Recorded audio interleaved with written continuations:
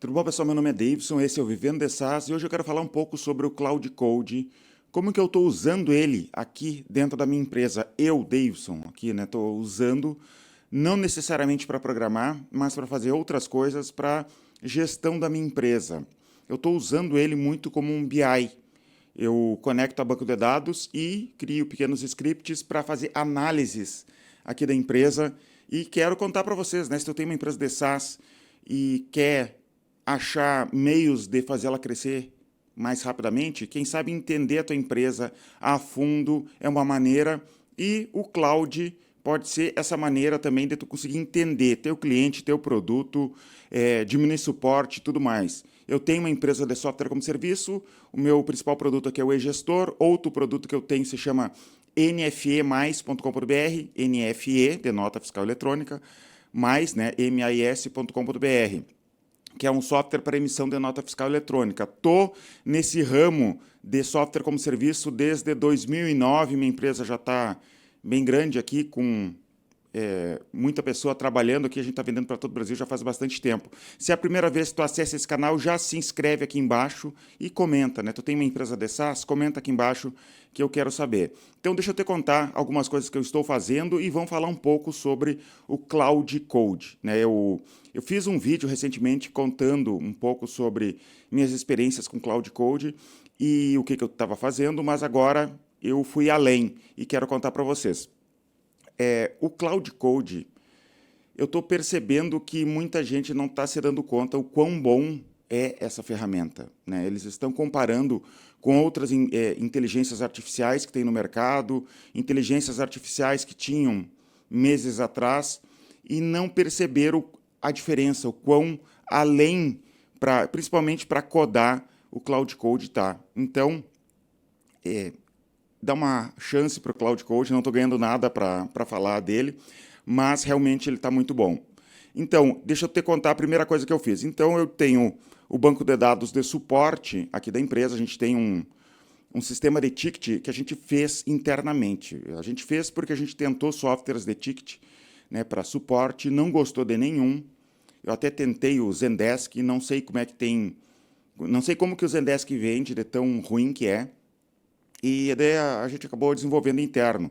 Ele trata ticket, trata e-mail e WhatsApp, né? Então a gente consegue conversar com os clientes através desses canais.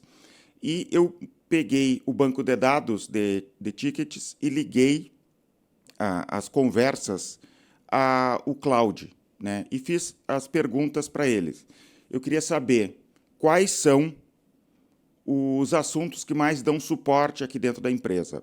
Óbvio que esse tipo de pergunta eu poderia ir para a equipe de suporte e perguntar, mas eu quis compilar esses dados através do Cloud Code e inicialmente rodei cerca de 500 conversas e fiz um pouco ali. Gostei do resultado, mandei fazer para 2.000 conversas do chat interno aqui com os clientes para entender os principais problemas do suporte aqui da empresa.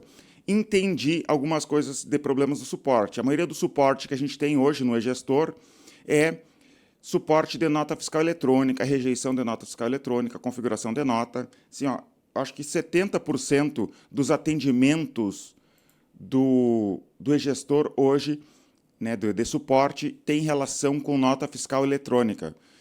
Já mandei esse relatório para a equipe ali de nota fiscal eletrônica, para a equipe que desenvolve nota fiscal eletrônica e também para a equipe de suporte, para achar meios da gente tentar diminuir isso, né? Compilar todos os erros. A gente percebeu que tem alguns erros de usabilidade no próprio software, que a gente poderia resolver problemas com usabilidade, né? Então, isso já me ajudou bastante, de repente eu consigo diminuir o suporte.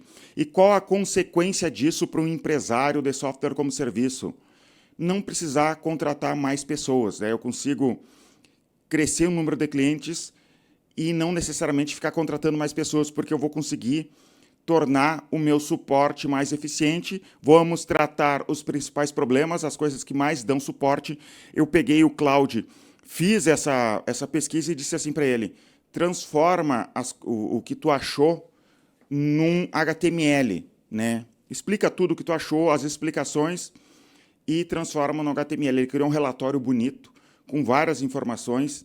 Daí eu fiz um relatório sobre suporte, sobre o suporte de nota fiscal eletrônica e tudo relacionado, né, e as consequências, as rejeições, os principais problemas.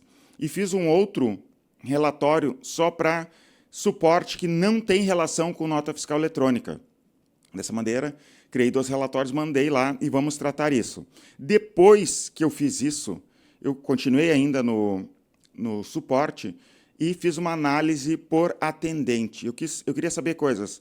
O suporte, essas conversas estão sendo resolvidas? E eu só quero que a IA decida se aquilo foi resolvido ou não. Não é o cliente dizendo que foi resolvido ou não, não é o atendente dizendo se foi resolvido ou não. A IA entendeu que foi resolvido, fiz isso. Tinha cliente muito brabo, tinha cliente muito frustrado. São perguntas subjetivas, né? Deixei a IA perguntar isso para o suporte, para o banco de dados de suporte, e trouxe um relatório por atendente. Até teve um caso interessante que a gente viu de todos os atendentes, e tinha uma atendente que recém entrou, que é estagiária, com uma nota excelente, resolução alta, cliente sempre satisfeito, tudo certinho. Mas o que houve aqui? Por que ela é tão alta, né? Essa menina é boa.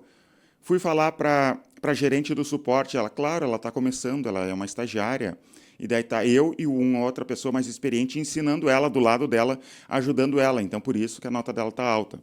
Então, a gente pode usar a inteligência artificial, mas a gente tem que tomar cuidado com as resoluções que ela dá, né, com as conclusões que ela chega. A gente tem que olhar em volta e ter certeza do que está fazendo. E também, às vezes, ele dá alguns errinhos, ele pensa de um jeito estranho que tu tem que ficar explicando para ele, não, mas isso aqui é dessa maneira, isso aqui é daquela outra maneira. Então, não é uma coisa mágica, né? Inteligência artificial é uma coisa mágica que ele resolve tudo sozinho. Tu tem que explicar. Ela traz resultados e tu... Mas aquele ponto ali, como que tu considerou aquele ponto? Então, se tu for fazer relatório, pede para ele se explicar ao máximo sobre o que ele fez, como que ele chegou naquela conclusão, porque senão tem coisas erradas que a inteligência artificial vai te dar. Daí depois eu fiquei pensando, né? Gostei porque eu estou empolgado com Cloud Code, fazendo várias coisas, fiz softwares internos. No outro vídeo eu já contei um pouco sobre outros pequenos softwares que eu fiz. Eu fiquei pensando, como que eu posso ganhar dinheiro, né, com a minha empresa? Primeira seria diminuir necessidade de pessoas, né, melhorar o atendimento do suporte, daí eu não preciso contratar mais. Não pretendo demitir ninguém, mas eu não pretendo ficar contratando tantas pessoas a mais. Como que eu posso fazer? E daí depois, tá, mas e da minha carteira de clientes? Como que eu posso ganhar dinheiro, né, com a minha carteira de clientes usando o Cloud Code, fazendo análises que vão me dar dinheiro? Daí eu tenho um problema aqui. A gente tem milhares de clientes por todo o Brasil, milhares mesmo, e a gente aumenta preço conforme GPM ou IPCA, né? A gente aumenta preço dos clientes. Só que existe um problema no aumento de preços. Eu tenho um software que aumenta o preço, né? Que ele acha os clientes que precisam, já estão mais de um ano, e eu vou aumentar o preço. Só que eu tenho alguns problemas.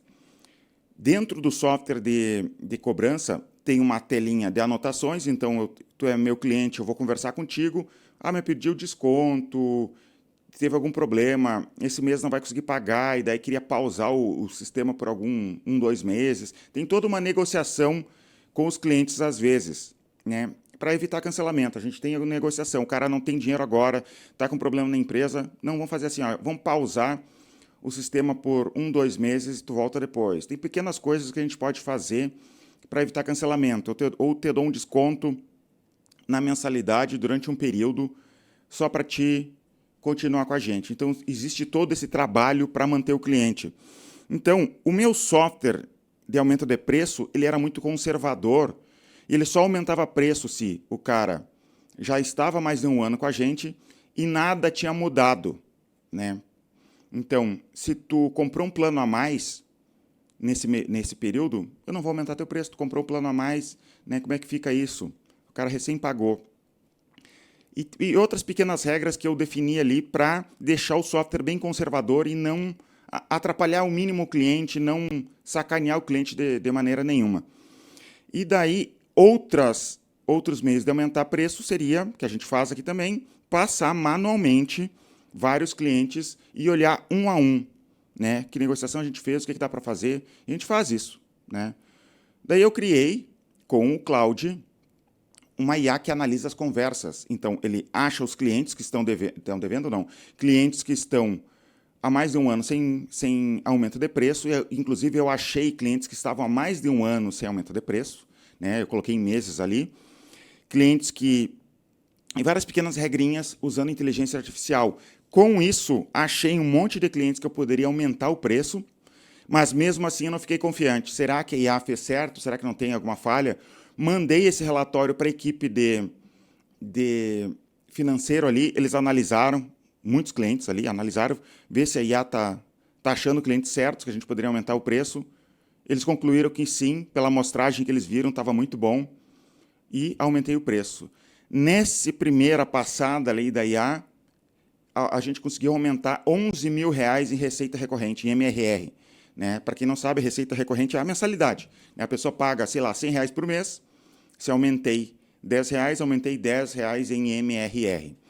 A gente conseguiu aumentar R$11 mil em MRR com essa passada da inteligência artificial achando clientes. Né? Então, tem ajudado bastante. Depois eu fiquei pensando, como que eu posso ganhar mais dinheiro usando essas análises? Né? E fui ver. Daí eu pensei na possibilidade de como que eu posso diminuir o churn e eu posso fazer um relatório de cohort. Sabe o que é cohort? A gente já tinha relatórios de cohort aqui, mas ele era meio engessado, não tinha tanto assim para o produto, ele era pesado de fazer. Então, eu resolvi fazer um sistema de cohort para os meus clientes. Deixa eu te explicar o que é um cohort. Cohort é o seguinte, é uma análise de safras. Tu vai analisar teus clientes por safras. Pensa assim, tu se formou na faculdade há 10 anos atrás. Agora a gente vai analisar os teus colegas. Vocês vão se encontrar todo mundo junto. Quem é que você casou, quem é que ficou careca, quem é que ficou gordo. É isso, né? A gente vai analisar por safra. Então, como que eu vou fazer? Eu analiso por mês. Vendi em janeiro de 2020. Aqueles clientes que eu vendi em janeiro de 2020, como eles estão hoje? E analisa. Teve aquela safra, deu certo, cancelou menos, como é que se comportou aquela safra durante o período? Daí também eu faço essa análise de safra por total de clientes, né? Deu cancelamento total, digamos, tu fechou o negócio agora, 2 anos depois tu cancelou totalmente, ou a gente pode analisar por MRR, também no cohort. Ele fechou negócio em janeiro de 2020 e o MRR dele subiu, desceu, de repente ele ainda está, mas caiu. Ele tinha 2 produtos que ele assinava, ele assina só um produto agora, caiu o MRR. Então, a gente faz essa análise de cohort. Né? Recomendo muito que tu faça, estude sobre isso. Cohort, é C-O-H-O-R-T.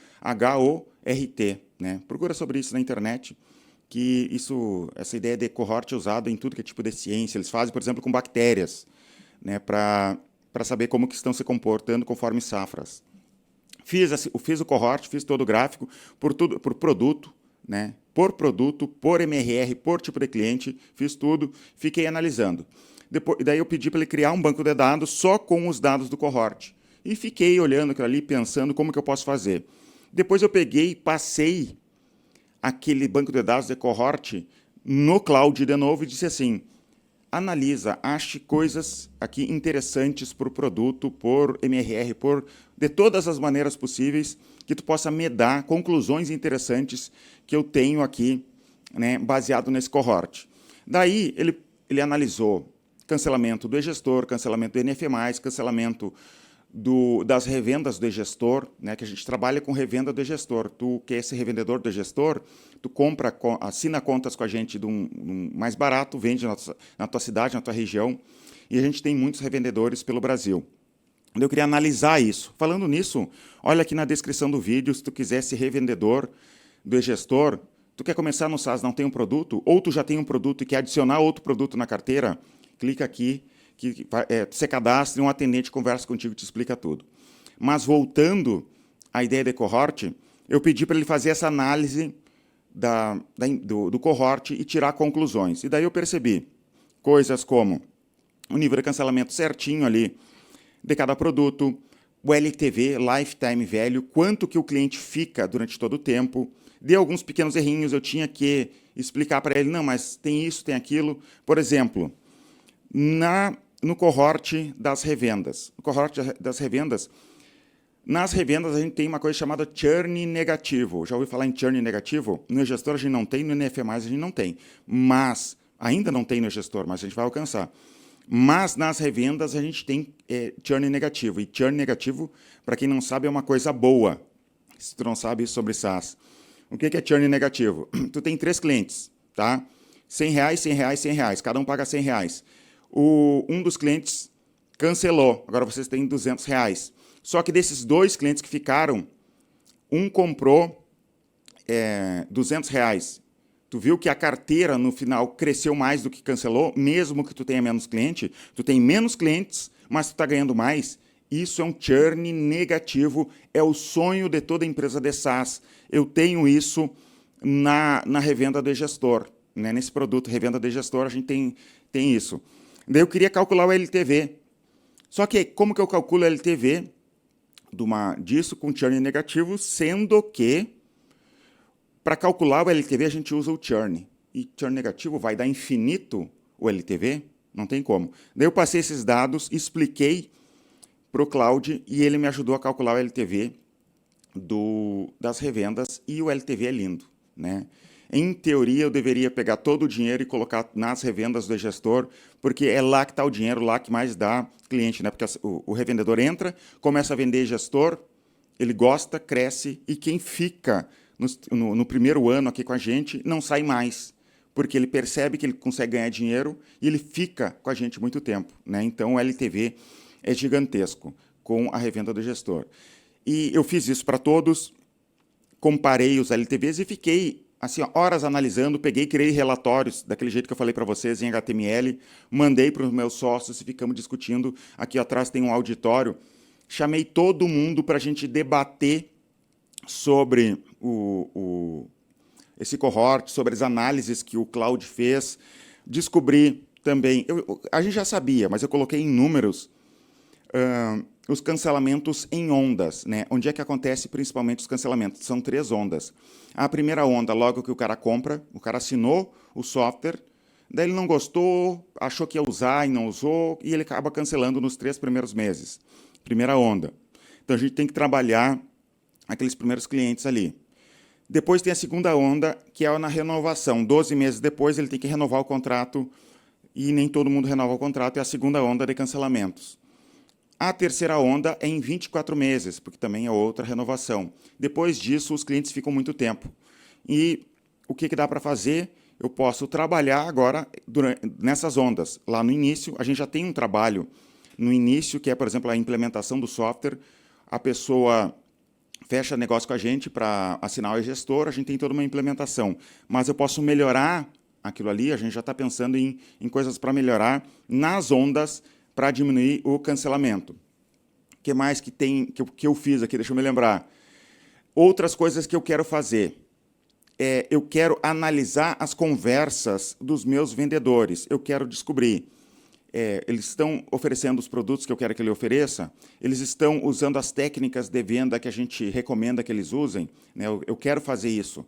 Porque a gente grava as conversas, passa no Whisper. Né? Então, a gente tem a transcrição das conversas. Eu vou passar numa IA para analisar as conversas. Outra coisa que eu quero.